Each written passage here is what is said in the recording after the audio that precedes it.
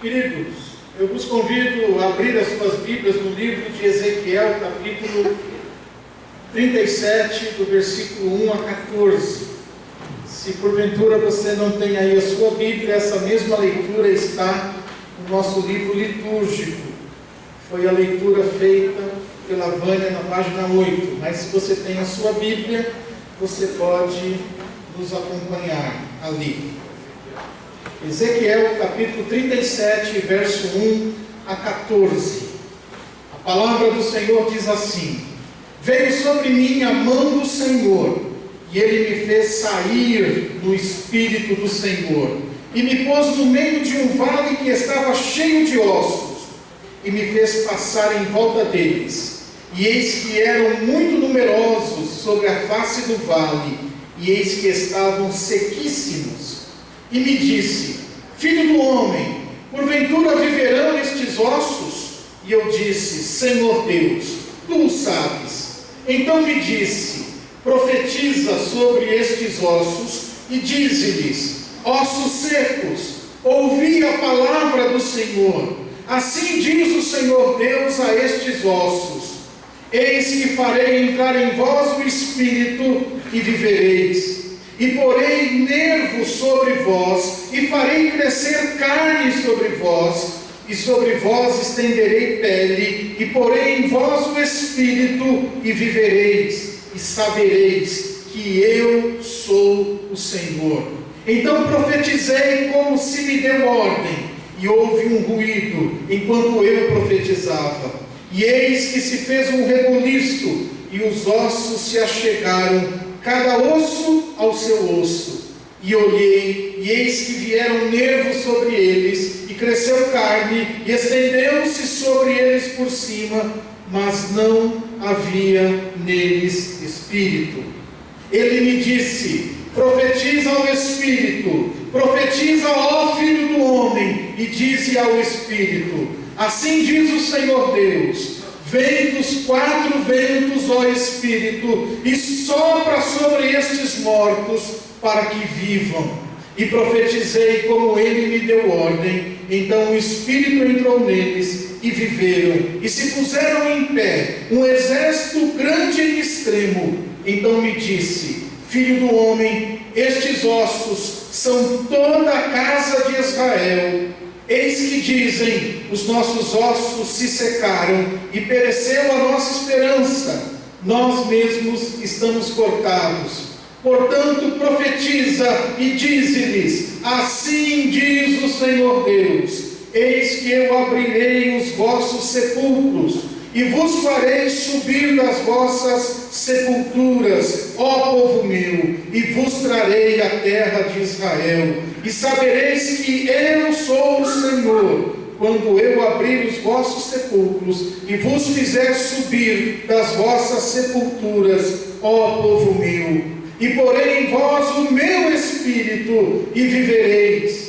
E vos porei na vossa terra, e sabereis que eu, o Senhor, disse isto e o fiz, diz o Senhor.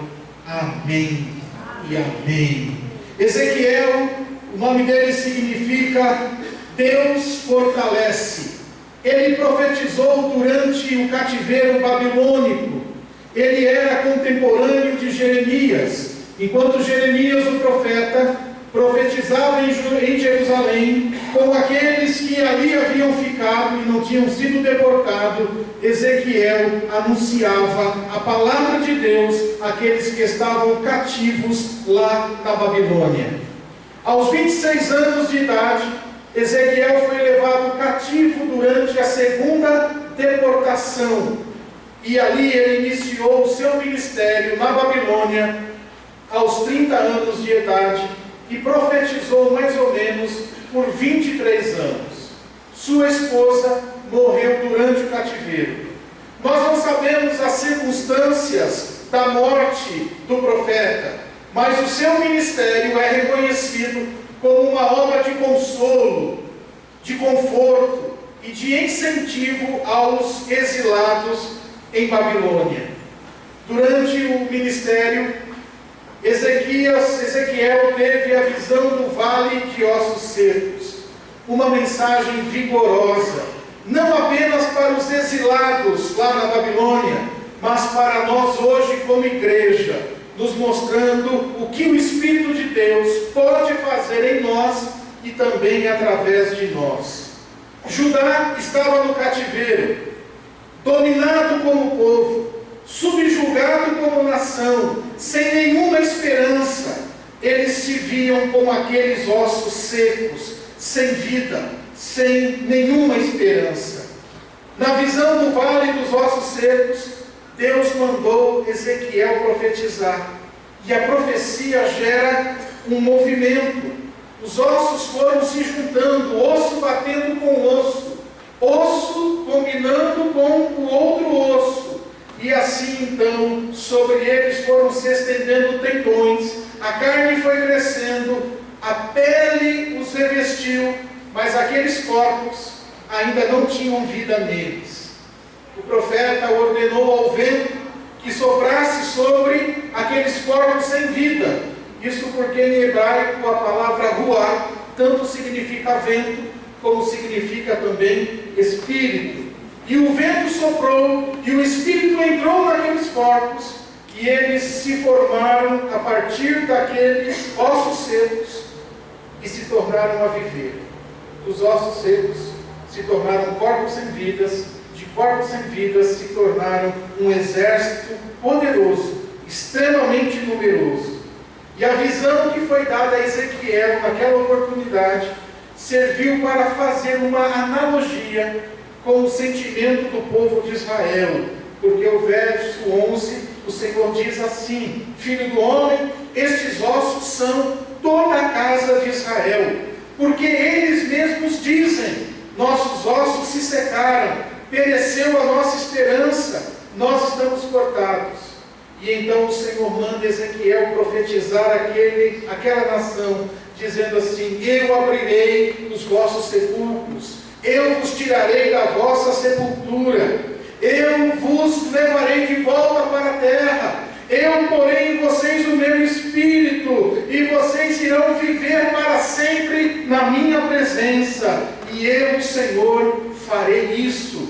Então, meus amados, olhando para essa situação do vale dos ossos secos, eu queria olhar junto com vocês a condição espiritual do povo e a necessidade de restauração que ali se apresentava. A palavra avivamento significa voltar à vida. Avivar é tornar a vida. Por isso, a visão da ressurreição dos ossos secos é uma ilustração de um verdadeiro avivamento.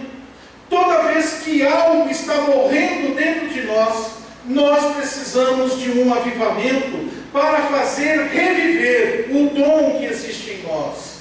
Muitas vezes é o sentimento do marido para com a esposa ou vice-versa que precisa ser reavivado. Muitas vezes é o sentimento dos filhos para com os pais. Outras vezes é o sentimento dos membros para com a igreja. E muitas outras vezes é o sentimento do povo para com Deus. É a sua fé, é o seu amor que necessita novamente ser reavivado. Outros momentos a nossa fé fraqueja e parece que como uma luz fraca vai se apagar a qualquer momento. Muitas vezes a nossa fé necessita passar por um reavivamento. E sempre que Deus quer trazer um reavivamento, Ele levanta alguém para profetizar, aonde antes só havia morte. Se você estudar a história da igreja, você vai ver que existiram grandes avivalistas, pregadores que trouxeram avivamento para a igreja, e um deles foi John Wesley, o grande líder do movimento metodista. John Wesley fez uma oração muito interessante. Ele orou assim: Senhor, manda-nos o antigo avivamento sem os seus defeitos, mas se não for possível, manda o mesmo com todos os defeitos, porque nós precisamos de um avivamento. Nós precisamos de um avivamento. Muitas vezes o avivamento é acompanhado de exageros, mas pior que os exageros de um avivamento é a morte imperando onde deveria existir vida. A situação do lugar dos ossos secos apresenta um diagnóstico de morte espiritual, a sequidão espiritual. Eu fico imaginando, talvez, quantas pessoas aqui espiritualmente estão secas, já não percebe mais vida dentro de si. Eu fico imaginando quantas pessoas aqui estão frias emocionalmente, já não se envolve mais com o calor da comunidade. Quantas pessoas estão vivendo uma indiferença relacional, já não se preocupa mais em se relacionar com as outras pessoas. Quantas pessoas aqui, como o Vale de Ossos Secos, estão vivendo a dureza dos seus corações? Quantas pessoas aqui estão vivendo a inércia, a falta de envolvimento, a falta de movimento? Tudo isso, queridos, são sintomas de uma morte espiritual eminente. Por isso eu não posso deixar também de pensar que eu também prego num vale de ossos secos. Há vidas, mas também há morte. Há pessoas avivadas, mas há também pessoas em toda aquela condição de sequidão, de indiferença, de dureza de coração. E quando eu fiquei olhando para esta visão de Ezequiel, eu me perguntei qual terá sido a causa da morte daquelas pessoas, daquela visão de ossos secos. Todas as vezes que o povo de Deus se desvia da sua vontade, Deus envia mensagens de arrependimento. E olha, meus irmãos, eu me sinto pregando sobre isso cada domingo nesta igreja. Ao ignorar o chamado de Deus para este arrependimento, ao ignorar o chamado de Deus para que abandonemos a nossa vã maneira de viver, a nossa vil maneira de viver e retornemos para Deus, amados, nós estamos apagando a ação do Espírito Santo em nós. Todas as vezes que o Espírito Santo nos chama para o arrependimento, todas as vezes que o Espírito Santo nos chama para a consagração de vida, e nós não damos ouvidos à voz do Espírito Santo, nós estamos apagando a ação do Espírito Santo em nós. E Paulo, o apóstolo, lá em 1 Tessalonicenses, capítulo 5, verso 19, ele diz: não apagueis o Espírito Santo. Porque se nós apagarmos a ação do Espírito Santo, que em nós quer implantar a vida de Deus, não restará para nós outra coisa a não ser a morte espiritual. Ou o Espírito Santo brilha em você, ou o Espírito Santo dirige a tua vida para você viver uma vida cristã, ou o Espírito Santo te leva a uma consagração a Deus, ou você fechará os teus ouvidos, calará a voz do Espírito Santo e não sobrará para você outra alternativa senão a morte espiritual. Porque não se vive a vida cristã sem a ação presente do Espírito Santo em nós. Vida cristã é Deus vivendo em nós através do seu Espírito.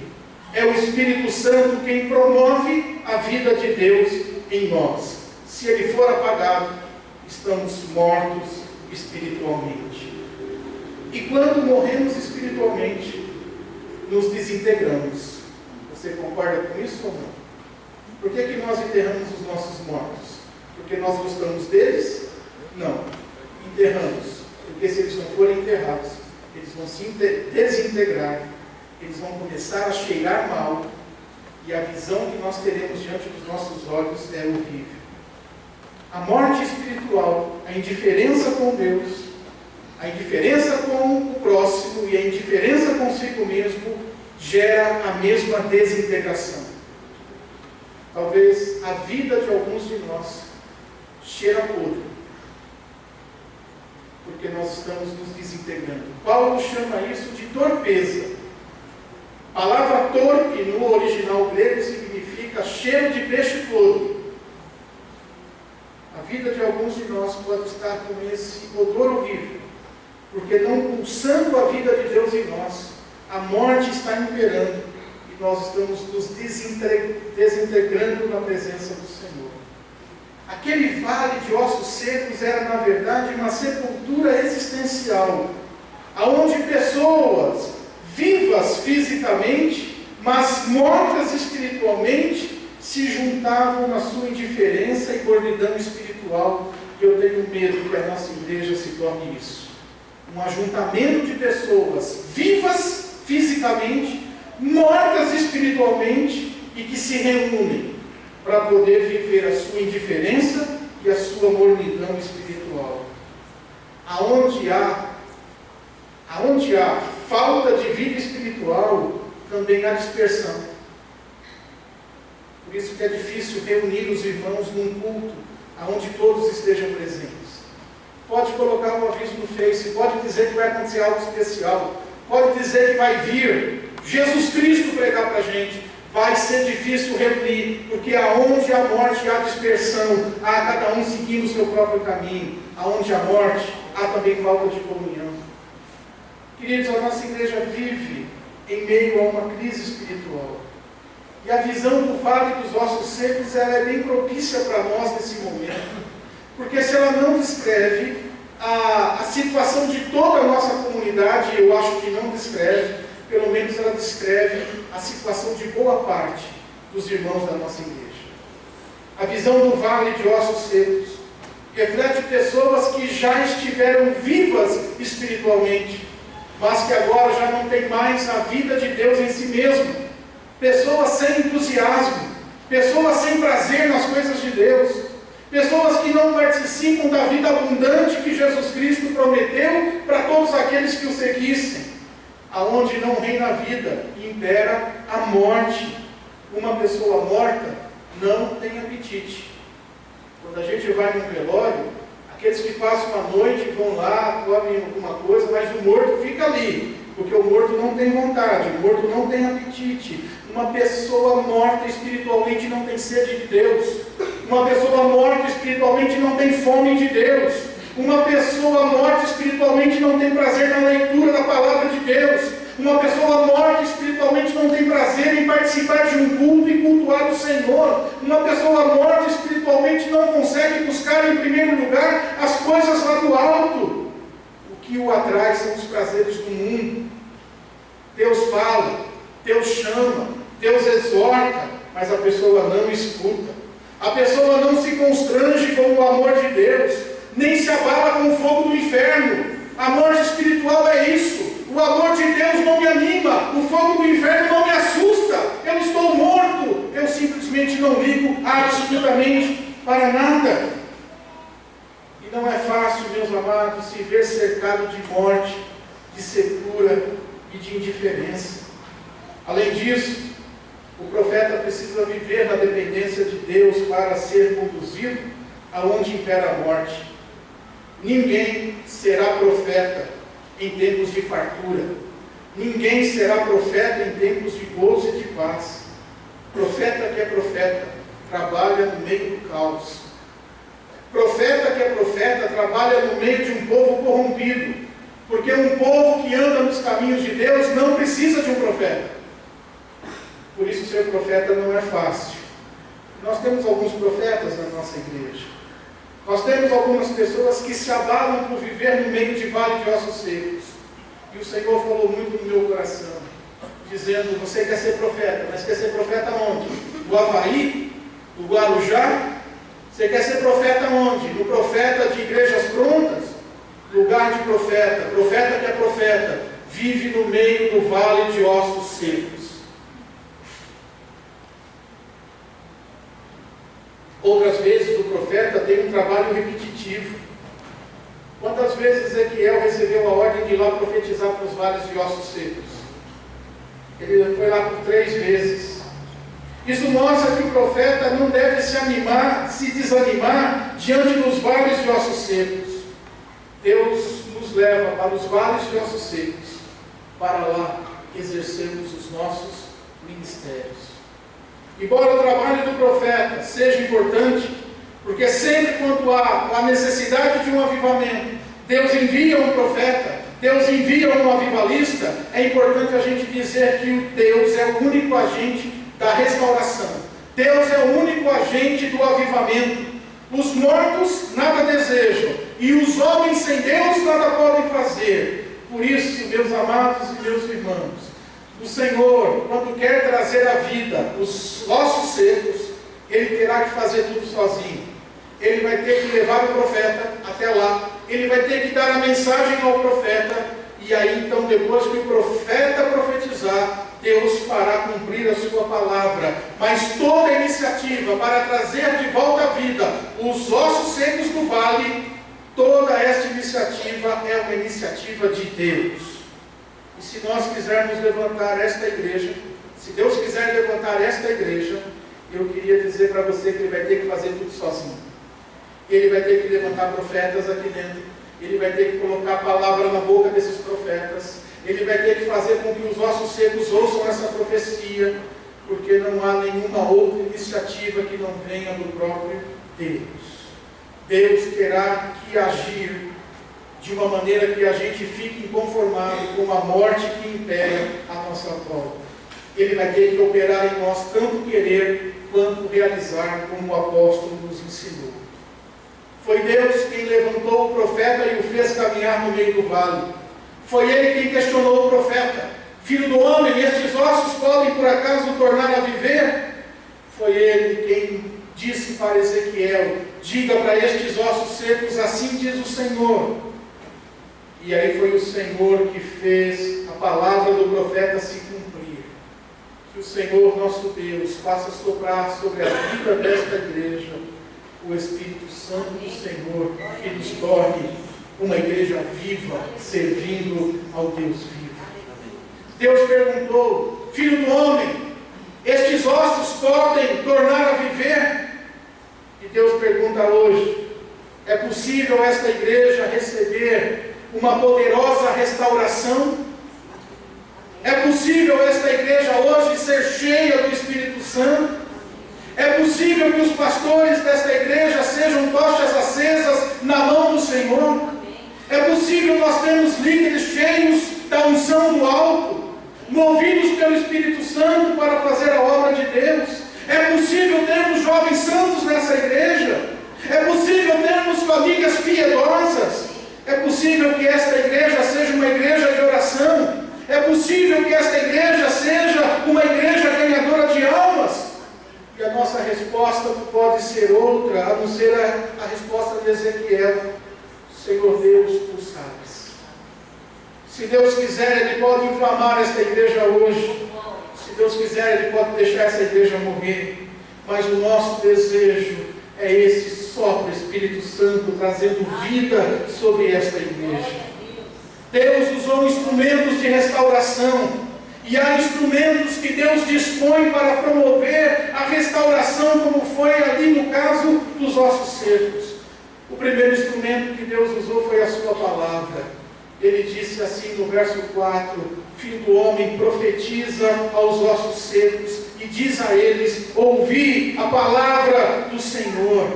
Deus chamou e chama os mortos à existência pela palavra de Deus.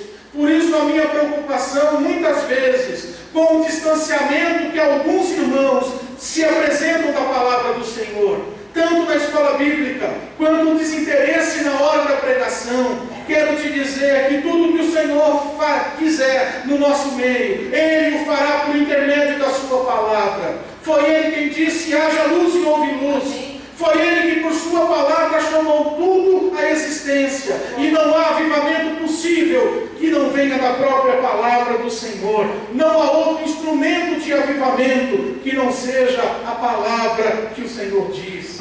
E hoje tantas igrejas têm abandonado a palavra de Deus. Tantas igrejas hoje têm pregado um outro evangelho, têm pregado doutrinas de homens, têm pregado aquilo que o povo quer ouvir. Mas se nós queremos ver os mortos recebendo vida, se queremos ver conversões verdadeiras na igreja, nós precisamos que a palavra de Deus seja pregada, porque há poder na palavra de Deus. Só que quando nós vamos na livraria evangélica, a gente encontra livros dizendo: há poder nas suas palavras. Na sua palavra não tem poder nenhum. O único poder está na palavra de Deus. A palavra de Deus é o poder de Deus para a salvação de todo aquele que nele crê. O segundo instrumento que Deus usa é o Espírito Santo. Quando o Espírito Santo veio e soprou e entrou naqueles ossos, eles receberam vida. E quando o Espírito Santo entrou neles, eles se levantaram e se tornaram como que um grande exército. Eu não acredito que uma igreja se levanta em torno de programas. Por melhor que seja, temos programas como este que o Kiko veio falar. Por mais importantes que seja que tenhamos encontro de casais, por mais importantes que tenhamos coisas acontecendo na igreja, uma igreja não se reúne, não se levanta em torno de projetos ou de atividades. Uma igreja só se levanta quando é o Espírito Santo de Deus que se move dentro desta igreja. O que nós precisamos não são de atividades mais inspiradoras. O que nós não precisamos não são de melhores músicos ou de melhores pregadores. O que de fato nós precisamos é o sopro do Espírito trazendo vida, levantando os caídos, ressuscitando os mortos espirituais. É o Espírito Santo quem regenera, é o Espírito Santo quem convence do pecado, é o Espírito Santo que nos batiza no corpo de Cristo, é o Espírito Santo que nos dá vida. Não há avivamento que não seja movido pela ação do Espírito Santo na vida do povo de Deus. O reavivamento seguiu um processo. O primeiro processo foi o ruído. Você imagina Ezequiel num vale de ossos secos, e aí o Senhor diz, profetiza, e Ezequiel diz, ossos secos, ouvi a palavra do Senhor. E aí osso batendo com osso, o braço se juntando com a cravícula, o ferro com a bacia, as costelas na coluna, e aquele barulho todo, uma agitação.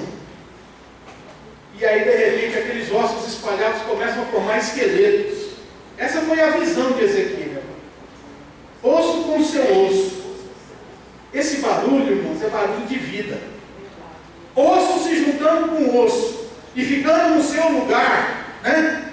Na disposição certa de um esqueleto. Isso é barulho de ajuntamento, é barulho de organização.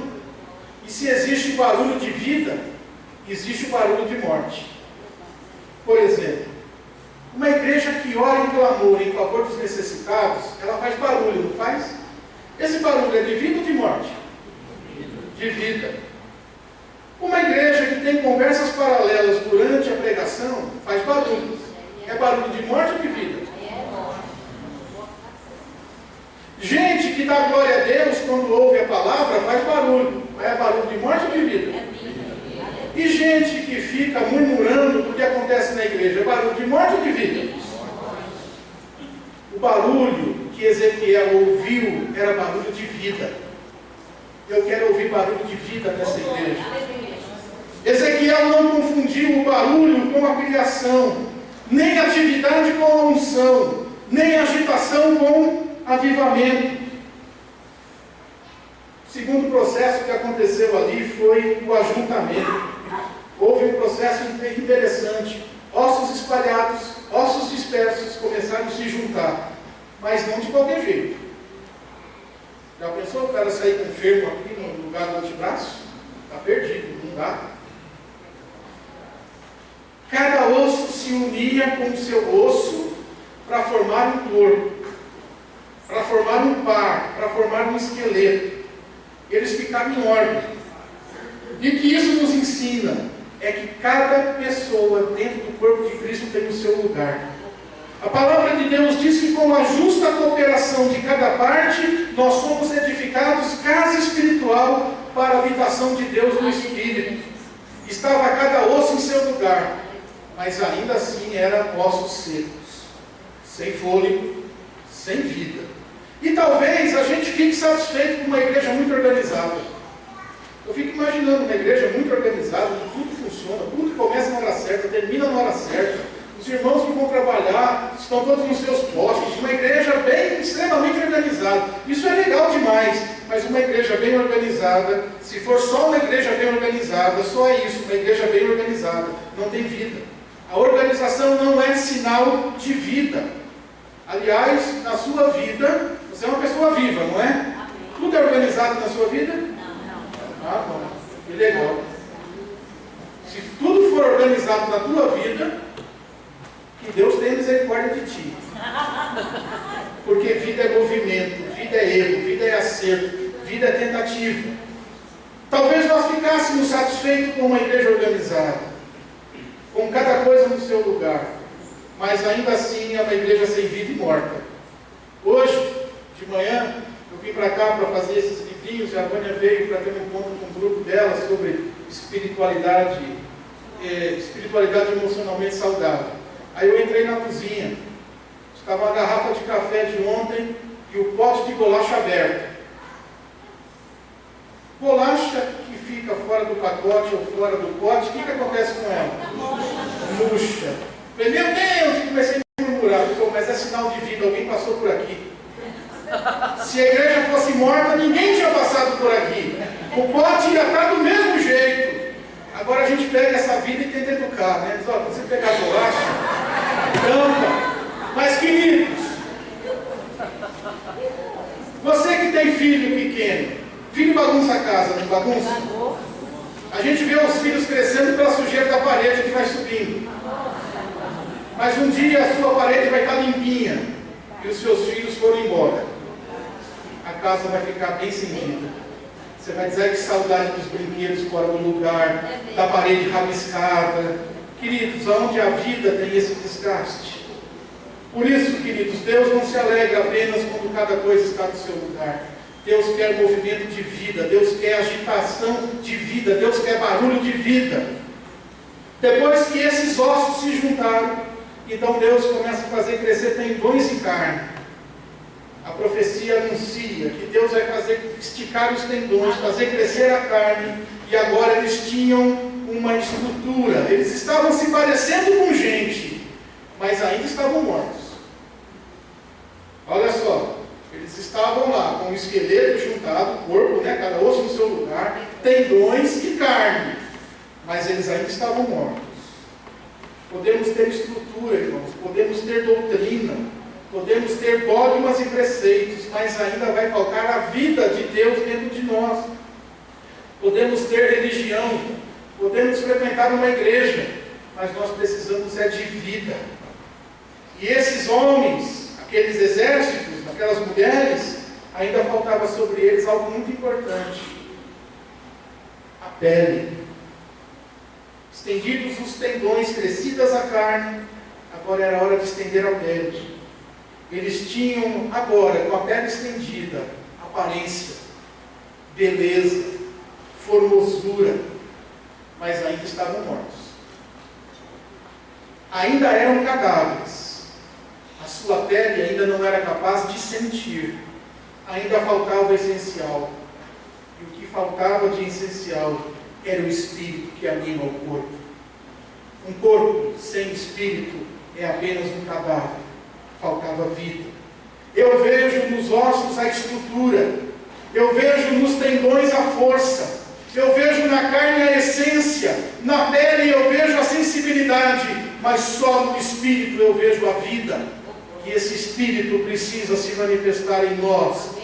E quando esse espírito então foi invocado pela profecia do profeta Ezequiel, então ocorre o maior avivamento da história. Versículo 9, profetiza ao Espírito, profetiza ao Filho do Homem, e diz ao Espírito: assim diz o Senhor Deus, vem dos quatro ventos, ó Espírito, sopra sobre estes mortos para que vivam. Profetizei como ele me deu ordem, e então o Espírito entrou neles, e viveram, e se puseram de pé num exército grande em extremo.